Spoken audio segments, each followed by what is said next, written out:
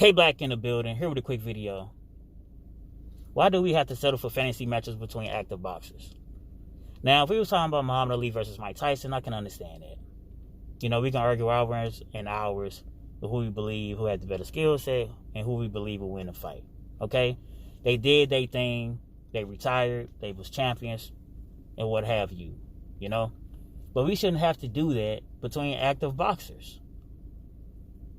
We got guys that's in their prime. They're young. They're even champions.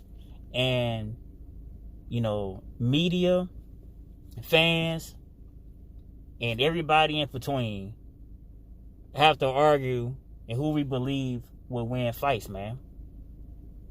You know, it shouldn't have to be like that. You know, boxing is the only sport that you can truly pick and choose who you want to fight. You know, and football and basketball and just other sports, you can't be like, hey, I believe I can pick this particular fighter or this particular team, rather. We were talking about basketball and football. I can pick this particular team because I have a better chance of winning the Super Bowl. You know, if you think people complain about Tom Brady now of winning his championships, imagine if he could have chose his opposition every time he played. He would have never lose. Same with LeBron James. Imagine if he could pick the opposition every time. He would have won every championship he ever been a part of. But in basketball and football, they can't do that. In boxing, they can pick and choose, man. You know, no disrespect to Ugas. I know he was elevated, man. That's good for that brother. But I really don't want to see Ugas versus Errol Spence, man. You know, I know that's just a stumbling block, and that's the road to unification and things like that, or even road to undisputed. That's cool, man. But let's just be real. Nobody want to see fucking Errol Spence versus Ugas, man. I'm gonna speak. You know, I ain't gonna even say nobody. I can't speak for everybody, but I really want to see that. Everybody want to see Errol Spence versus Terrence Crawford, man. You know, and if you don't want to see that, then why are you even watching boxing? You got two guys in their prime that got they got the belts, man. You know, I know Ugas got the belt too, but you know, dog, Crawford versus Errol Spence is a huge mega fight, man. And unfortunately, it might never happen. You know, and this is real. How many big fights we missed already? Or fights that could have potentially been big. Some of these fights could have been trilogies or even more. We didn't get to see Wilder versus Tyson Fury when it's supposed to happen. Yet we've seen it eventually. But when it first happened, it would have been big. Those guys could have had trilogies back then. Or AJ versus Wilder. Or Thurman versus Spence. Or Herb versus Charlo. As many fights that we didn't get to see. For one reason or another. And this is another fight. You know, it's just too many ups and downs about boxing, man. You know, so I know some people love boxing, but it's one of those things that's you hate to love it, man. Because at the end of the day, we can say what we want to say about the other sports, but at least the best teams are, you know what I mean, are playing against one another. They even go to a playoff type of thing to pick the best teams. You know what I mean, or the top teams in each division in both those other sports, basketball and football, even baseball. The best two teams last. You know, the best two teams in the end play one another.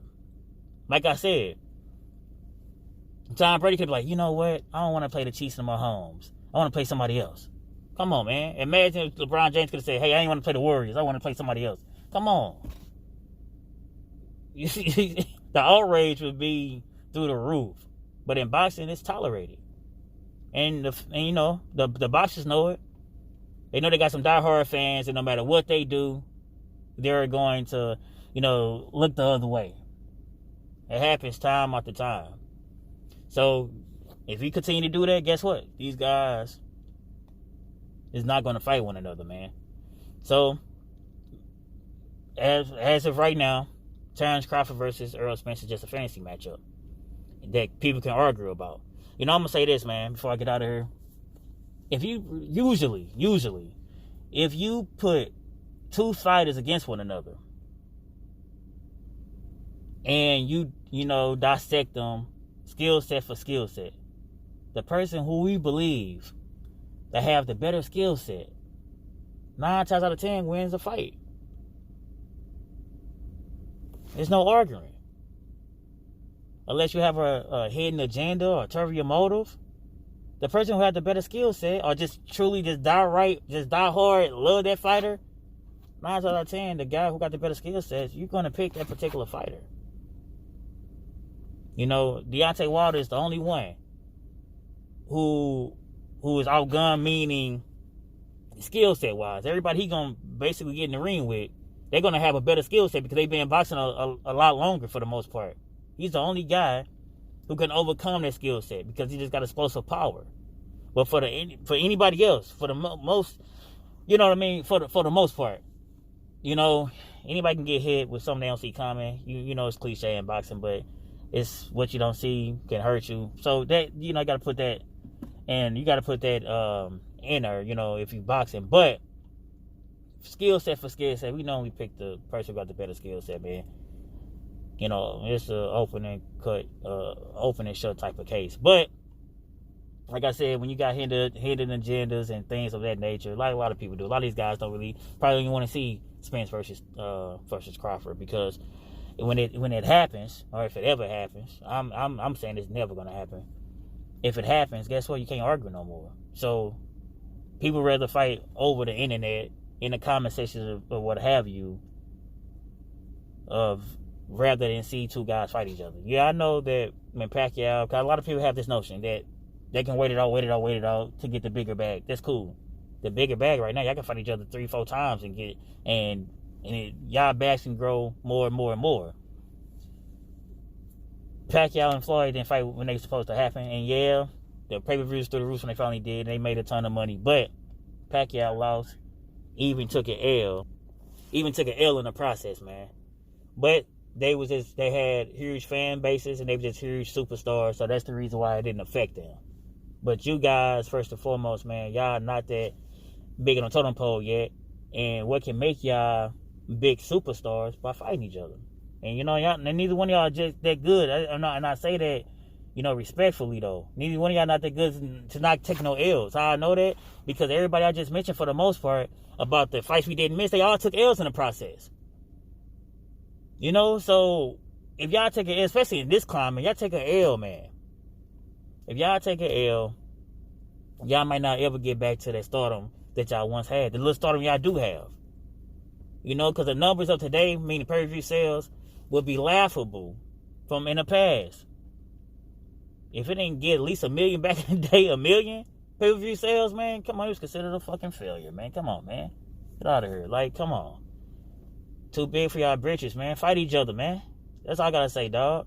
You know what I mean? All these fighters that got belts, all these guys who consider the best of the best, y'all need to fucking fight each other, dog.